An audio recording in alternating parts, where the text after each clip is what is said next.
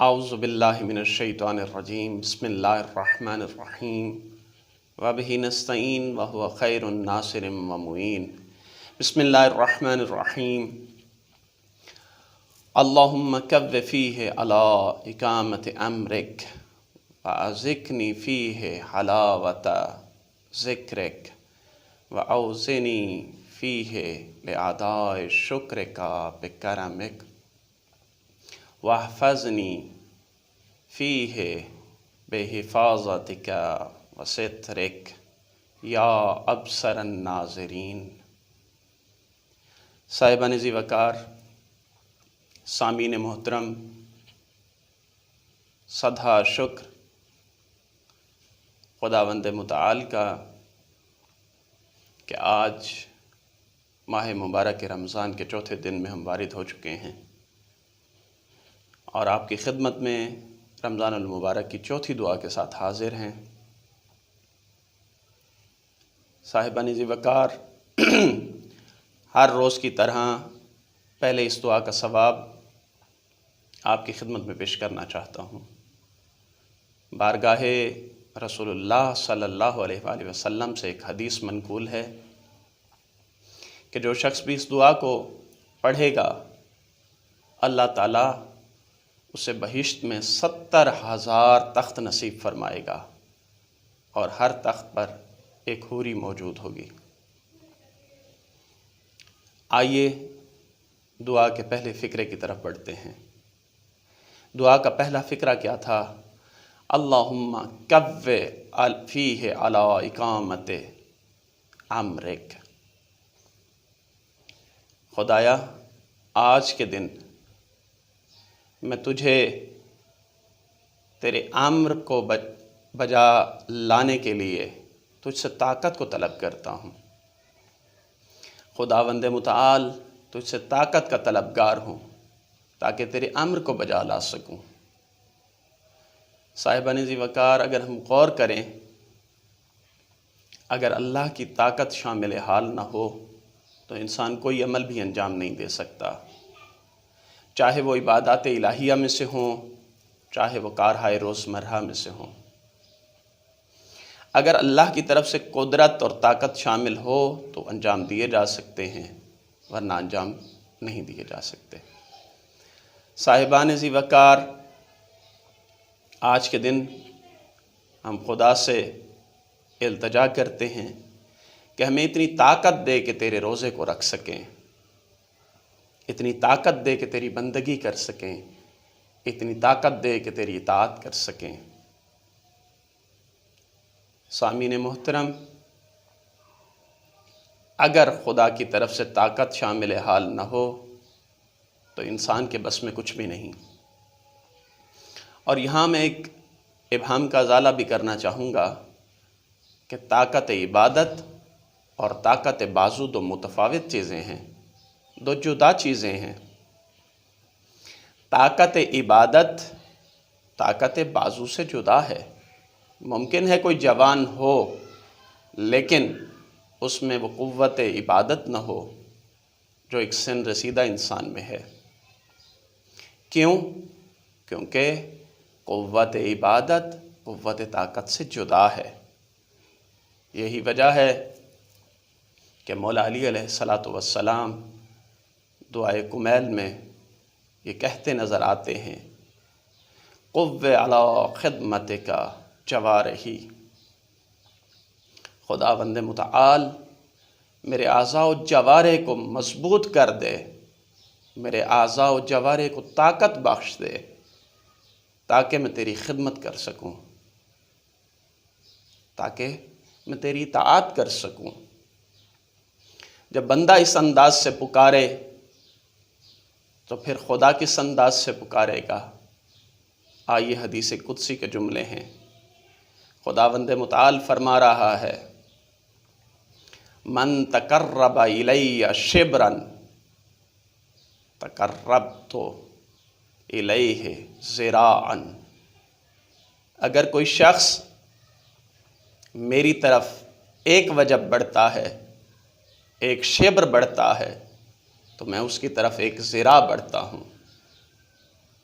جس کی عملی مثال ہمیں روز عاشورہ ہور کی شکل میں نظر آئی، اور نے ایک قدم بڑھایا تو خدا نے اس کا ہاتھ پکڑ کر یزیدی فوج سے نکال کر حسینی فوج میں داخل کر دیا۔ آج جہاں زائرین حسینی مولا حسین علیہ السلام کی زیارت کرتے ہیں، وہاں حر کی بھی زیارت کرتے ہیں، اس دعا کے ساتھ کہ خدا ہمیں طاقت دے کہ ہم خدا کی عبادات کو انجام دے سکیں، اور خدا ہمارے اعضاء و جوارح کو مضبوطی بخشے کہ ہم اس کی خدمت کر سکیں۔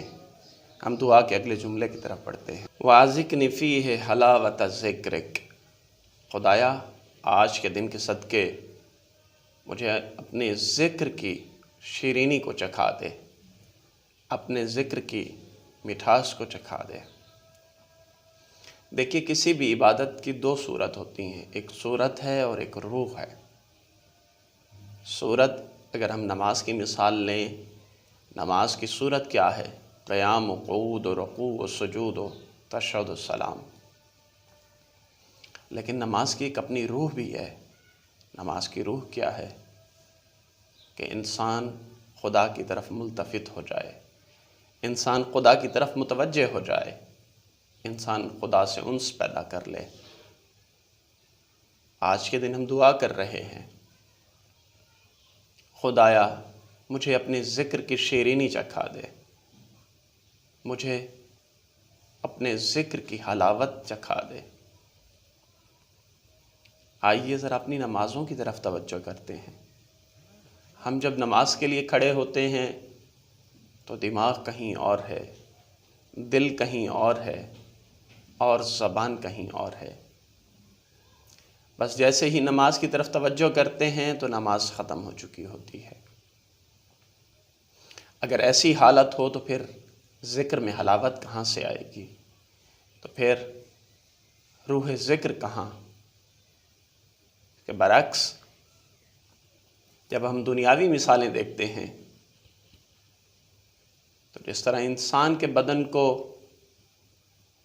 مادی لذت کی ضرورت ہے، اسی طرح انسان کی روح کو بھی روحانی لذات کی ضرورت ہے۔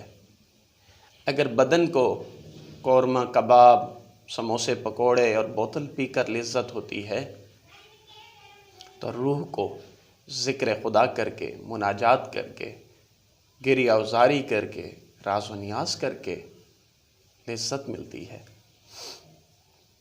لیکن ہم دیکھتے ہیں مادی لذات کے لیے تو ہم صبح سے شام تک مصروف عمل نظر آتے ہیں، لیکن روحانی لذات کے لیے کوئی اہتمام نہیں کرتے۔ جب ہم کسی شخص کی طرف متوجہ ہوتے ہیں تمام حواس کے ساتھ متوجہ ہوتے ہیں، لیکن جب عبادت خدا کے لیے کھڑے ہوتے ہیں تو کوئی بھی ہمارا حواس خدا کی طرف متوجہ نہیں ہوتا۔ یہی وجہ ہے کہ ہمیں نماز میں لذت نہیں آتی۔ آخر کیا وجہ ہے؟ آج اپنا محاسبہ کریں بیٹھ کر۔ جب ہم بریانی کھاتے ہیں تو لذت محسوس ہوتی ہے، نماز پڑھتے ہیں تو لذت محسوس نہیں ہوتی۔ قورمہ کھاتے ہیں تو لذت محسوس ہوتی ہے، روزہ رکھتے ہیں تو لذت محسوس نہیں ہوتی۔ مشروبات پیتے ہیں تو لذت محسوس ہوتی ہے، لیکن جب حج پہ جانے لگتے ہیں تو لذت محسوس نہیں ہوتی۔ کیا وجہ ہے؟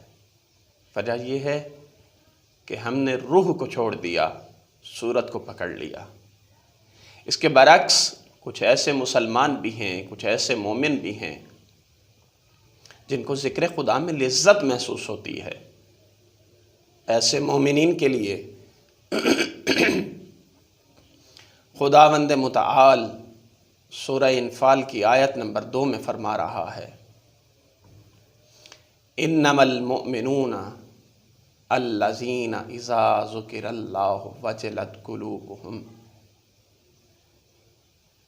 مومنین تو فقط وہ ہیں کہ جب ان کے سامنے خدا کا ذکر کیا جائے تو ان کے دل دگرگون ہو جاتے ہیں، ان کے دل خوف خدا سے لرز جاتے ہیں۔ آئیے دعا کے اسی فکرے کا یہیں پر تمام کرتے ہیں کہ خداوند متعال ہمیں بھی اپنی عبادت اور لذت کی شیرینی چکھا دے۔